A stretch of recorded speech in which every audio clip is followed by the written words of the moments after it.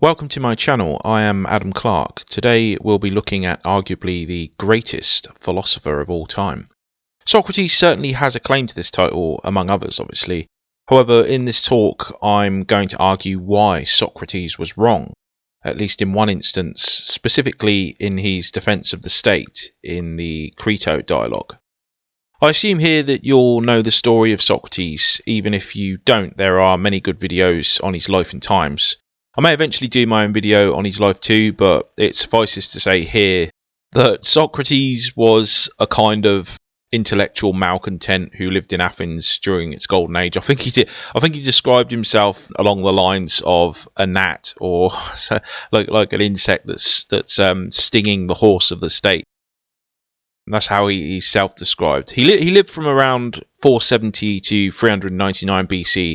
And was noted in Athens for his unique approach to gaining knowledge, let's say, which took the form of questioning prominent citizens on certain moral subjects, such as what is justice or what is courage, that kind of thing. Through careful questioning and examination, he would typically expose the ignorance of these men, earning him both many enemies and some admirers. For example, Plato, the most famous. By 399 BC, his enemies had decided to act, probably also due to his tacit support of, or at least tolerance of, the recent oligarchic regime that had been toppled, so following Athens' loss in the Peloponnesian War. He was tried on charges of atheism, specifically not believing in the gods of the state, and also introducing new gods, as well as corrupting the youth of the city.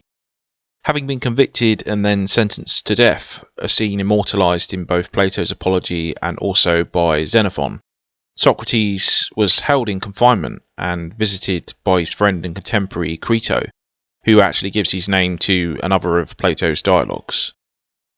So in Crito attempts to persuade Socrates to flee into exile, stating he has two younger sons to think about and that posterity won't look very favourably on Crito and Socrates' other friends and supporters for allowing his death.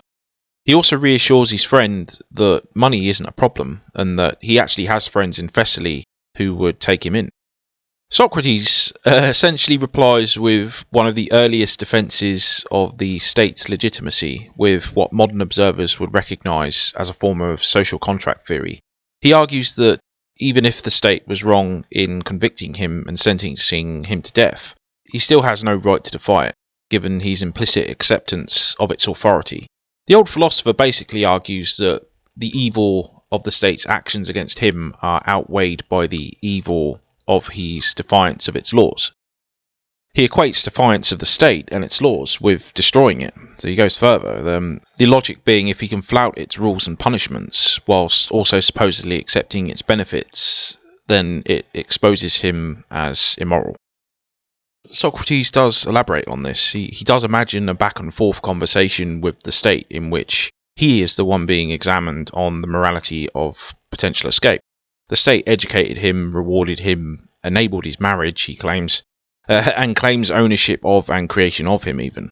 So given this, how can Socrates accept the benefits of allegiance on the one hand, but reject the punishments of the state on the other? In a similar manner, we could ask the same of everyone. So when we ask a very simple question like, what gives the state the right to command me, or you?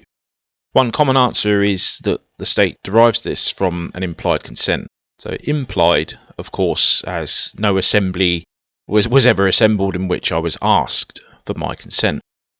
Neither were you. Indeed, by the way, even if it were, and I did give my consent, it wouldn't logically follow that it bound those who come after me, who haven't themselves consented. So we might, the 100% of our population may consent to it in some weird special assembly, but that doesn't necessarily bind those that come after us. So what that doesn't follow either. Why have we suddenly got the right to speak for them? So consent to the state's power over me is said to come from my mere arbitrary existence within the territory controlled by a particular state. As I, Adam, was born in Portsmouth in England, I was born into the jurisdiction of the state of the United Kingdom of Great Britain and Northern Ireland, as it's known officially. By virtue of being born, I became a subject of the monarch of the kingdom and subject to its laws. I attended various terrible state schools. I use state-funded roads when I drive, although I say state-funded, I and everyone else pay for them actually. I'm supposedly protected by police, courts and laws provided by the state.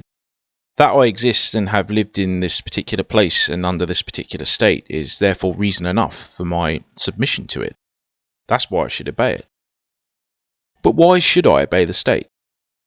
Because I exist. Okay, more generously, because I implicitly accept the benefits of living under the state.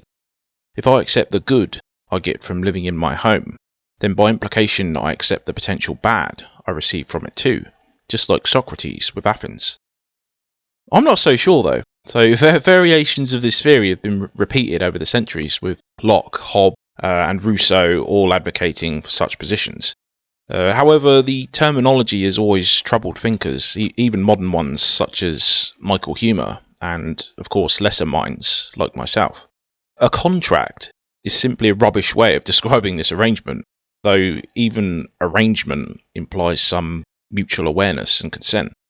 A contract, by definition, is an agreement of two consenting parties, with obligations, benefits, and such stipulated. Even if we in principle accept that we did agree or do so now, can it really be said that the state even fulfills its side of the bargain? Does the state fulfill its obligations? Roads fall apart, riddled with potholes. Inflation erodes our purchasing power year on year. Taxation too eats into our earnings in a million different ways. Just look at all the taxes you have to pay at the different levels, with services being rolled back at the same time or sometimes cut completely. So the legal system, supposedly a benefit, is out of my personal reach and out of a lot of people's personal reach, and it's complicated to the degree that it's effectively useless to a layman.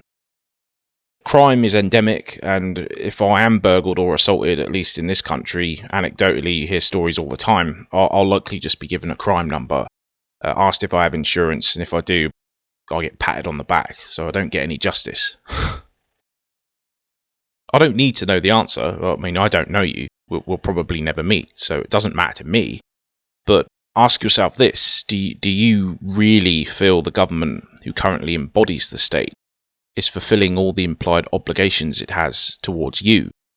I mean, does any government? Does your life get immediately and permanently better after the election of your favourite politicians? Just think about it. If a contract implies obligations on your part, so too it implies obligations on the state's part. That's the point. I mean, that's the whole point of it, surely. One crucial, surely non-negotiable obligation that the state has is to preserve your life. I mean, that's quite a big one, wouldn't you say? If that wasn't the case, then what's with all the police? What's with all the rules surrounding what you can and can't do? Eat, smoke, drink, etc. The implication is it's to protect you, isn't it? It's the nanny state. All implied here is that the state acts to preserve you. Yet the state, in theory, doesn't have to do this. It's arbitrary and it's a numbers game, but have you ever heard of conscription? Socrates did. Socrates, in addition to being the first proper moral philosopher, was actually a war hero. He fought in 3 battles that we know of. Alcibiades claimed he even saved his life at the Battle of Potidæa. He's also agreed to have been physically tough and brave. He even unnerved his own comrades. So he's not only a soldier, but he was a very good one as well. And battles back then were close up and personal too. There was none of this firing on some guy's way over there stuff. This was eyeball to eyeball and shield to shield. Socrates was in danger many times in his service to the state that would eventually kill him. States then can ask you, it can ask me, it can ask Socrates to give absolutely everything.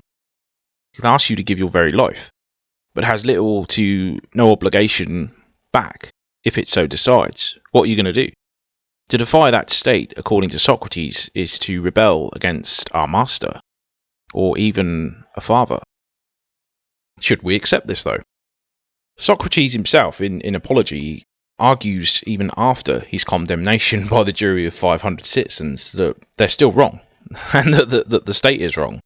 He's so vigorous in this, by the way, that when asked what sentence he believes he should have for his supposed crimes, he initially argues that he should have as his punishment 3 meals for life at the expense of the state, which is an honour usually accorded to victorious Olympic athletes or a benefactor of the city, the latter of which he considers himself to be for his long years and work as a philosopher. According to Socrates himself, then, he has more than fulfilled his presumed obligations to the state. He's fought vigorously on his behalf, and even participated in its functioning during a trial of some generals in 406 BC, though controversially so, I admit, and had spent many years essentially teaching Athenians how and not what to think, hence the second charge of corrupting the youth. Yet the state had been used by his enemies to deprive him of his very life. So, contract null and void then, surely. What is interesting to me is when, as Michael Humer suggests, we just use simple language and analogies. So let's consider it this way. Say you live in a rough area with your family, rough as gangs are everywhere. Vandals and thugs roam the streets, they intimidate you, maybe damage your car or your property, smash your windows or something like that. One day though you decide enough is enough. And you and your family, or maybe some friends or something, decide to strike out and you start subduing and rounding up thugs and vandals.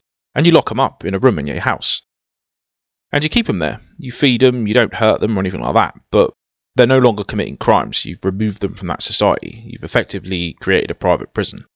Eventually, you get most of them and enough of them that things get a bit better in your area.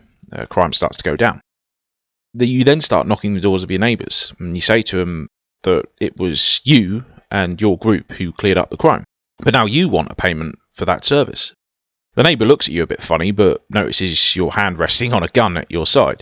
You and your family didn't get everybody together and ask them if they wanted you to do this. You did it, and now you demand something. You add that if they don't pay the amount that you ask, you'll consider them as a criminal too, and lock them up with the thugs and vandals in the room in your house. Now some might cry, oh, this is different, this is completely different, but is it though? All you got to do is just scale it up. So get some plonkers to wear impressive looking uniforms or costumes, and work out of very imposing looking buildings and talk in a very forceful way, in a very serious way. Seriously, what is it I'm describing other than a bunch of people just like you and me who presume to command us? In my imagined scenario, you presume to command the neighbour. They didn't agree to anything. They might give you the money or whatever you want from them out of fear, or they might tell you to bugger off, who knows? Imagine you further say to them that by living where they live, in the zone that you helped clear of thugs, they agree to the payment and to obey your commands. If after all they don't like this arrangement, they can always up sticks and leave. Some argue in the same vein with states, don't they? So you get the whole, well, if you don't like it, you can bloody move. But okay, then move where and why? It's two simple questions. In the very real world, I'm not going anywhere, am I? Other than to another bloody state-dominated society with the same rules and obligations, or at least very similar rules and obligations. I could move to Antarctica or something, but the world is dominated by other states.